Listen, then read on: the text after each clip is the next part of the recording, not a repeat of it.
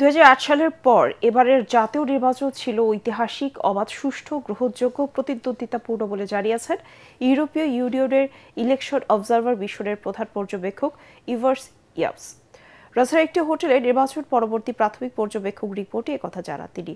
ইভার্স ইয়াপস বলেন, নির্বাচন কমিশন স্বাধীন ও পেশাদারিত্বের সঙ্গে দায়িত্ব পালন করেছে। এদিকে এবারের নির্বাচন সুষ্ঠু, শান্তিপূর্ণ, গ্রহণযোগ্য হয়েছে বলে জানিয়েছেন কমনওয়েলথ ইলেকশন অবজারভার গ্রুপ। বিস্তারিত ইয়াসিন রানার রিপোর্টে।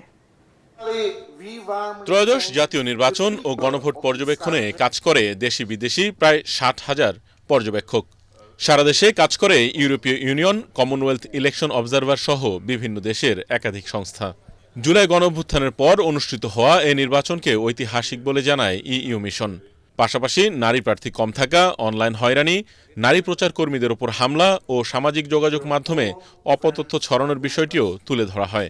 ইইউ অবজারভার মিশনের প্রধান ইভার্স ইয়াপস বলেন, 2008 সালের পর এই নির্বাচন অবাধ, সুষ্ঠু ও গ্রহণযোগ্য হয়েছে। For the first time since 2008, elections were genuinely competitive, conducted under a renewed legal framework that largely accords with international standards and with fundamental freedoms broadly respected.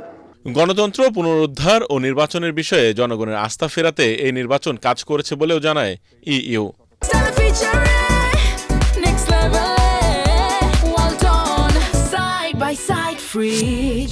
Our assessment of this historic election would be incomplete without acknowledging the importance of civil society.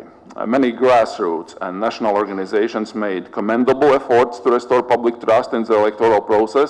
Bangladesh has made a pivotal step to restore public trust in democratic elections and good governance. এবার নির্বাচন commission স্বাধীনভাবে কাজ করতে পেরেছে বলেও জানানো হয়। The Commission worked independently and transparently, while the commitment of election officials to uphold democratic standards has set a new benchmark for future elections in Bangladesh. এদিকে কমনওয়েলথ ইলেকশন অবজারভার গ্রুপের পক্ষ থেকে আরেকটি ব্রিফিংয়ের আয়োজন করা হয়। এতে গ্রুপের চেয়ারম্যান ও ঘানার সাবেক প্রেসিডেন্ট নানা আকুফো আদ্দো নির্বাচন শান্তিপূর্ণ বলে প্রতিবেদন তুলে ধরেন। Election, it was peaceful, it was orderly, and it was transparent. And I think that those are the indices of an acceptable election. ভবিষ্যতে বাংলাদেশে আরও ভালো নির্বাচন অনুষ্ঠিত হবে বলে প্রত্যাশা ব্যক্ত করেন বিদেশি পর্যবেক্ষকরা। ইয়াসিন রানা, এটিএন বাংলা, ঢাকা।